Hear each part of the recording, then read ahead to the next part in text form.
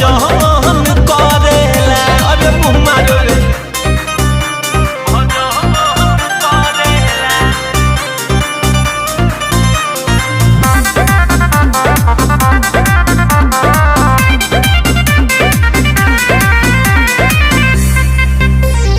करेला उ जादू मंत्र कोरावा सुता के, झाड़ फूक ना करे कबो दियावा